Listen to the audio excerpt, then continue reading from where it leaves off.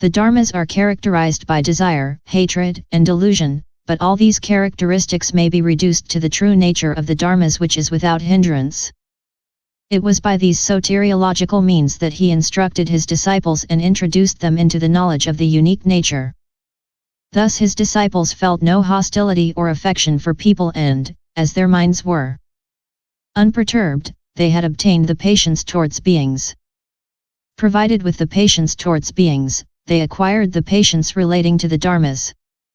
In the presence of the true doctrine, they remained motionless like a mountain. By contrast, the dharma teacher agramati, clinging to the purity of the precepts, practiced the 12 dhutas, had acquired the 4 dhyanas and the formless absorptions. His disciples were of weak faculties and clung to distinguishing the pure practices from the impure ones.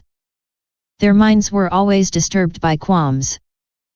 On various occasions, agramati went to the village among the disciples of prasannendriya, and seated there, he praised the precepts, moderation in desires, the practice of solitude and the dhyanas. He criticized their teacher agramati, saying, "This man, who preaches the dharma and teaches people, introduces them into wrong views. He says that desire, anger, and delusion are not an obstacle, that people of mixed practices are not really pure."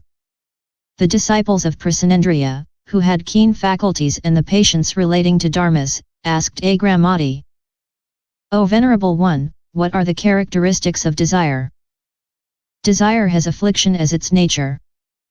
Is this affliction of desire internal or external? This affliction of desire is neither internal nor external. If it were internal, it would not depend on causes and conditions to take birth. If it were external, it would not have anything to do with the self and would be unable to torment it.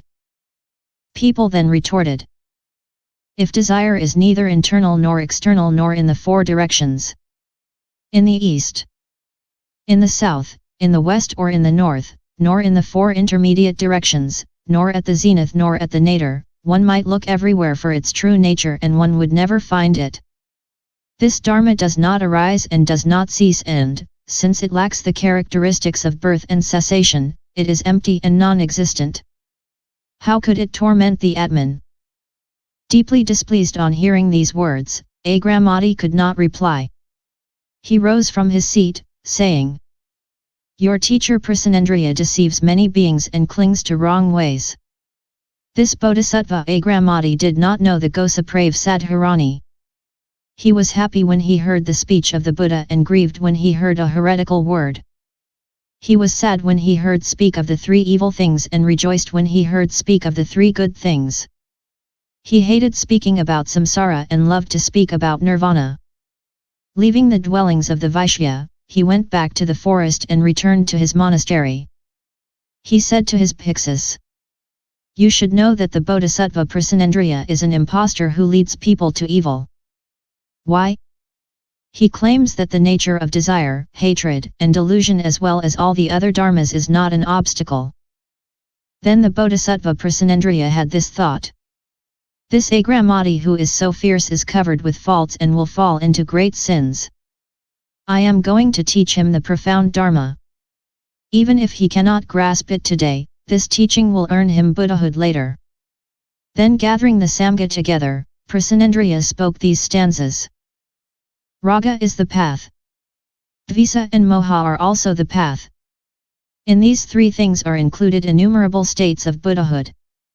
Whoever makes a distinction between raga dvesa moha and the path departs as far from the Buddha as the sky is far from the earth. The path and raga dvesa moha are one and the same thing.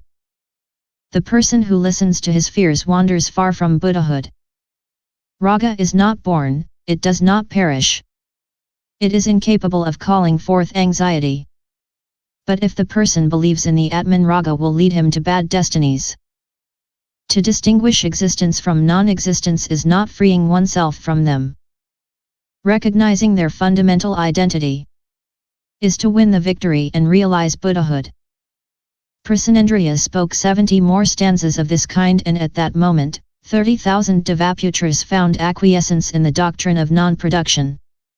18,000 Sravakas, detached from all dharmas, found deliverance. The Bodhisattva Agramati fell into hell where he suffered torments for 10 million years. Then he was reborn among humans where he was exposed to ridicule for 740,000 lifetimes. For innumerable kalpas he never heard the name of the Buddha pronounced, but, as his sin was becoming lighter, he heard the Buddhist doctrine preached. Becoming a monk in search of the path, he gave up the precepts and so, for 1,000 lifetimes, he completely neglected the precepts. Finally, for innumerable lifetimes, he was a sramana, but although he no longer neglected the precepts, his faculties remained closed. As for the Bodhisattva prasannendriya, he is the Buddha in the eastern region beyond 100,000 kotis of Buddha fields. His land is called Pao-yen and he himself is named Kaoang Uje Ming Wang.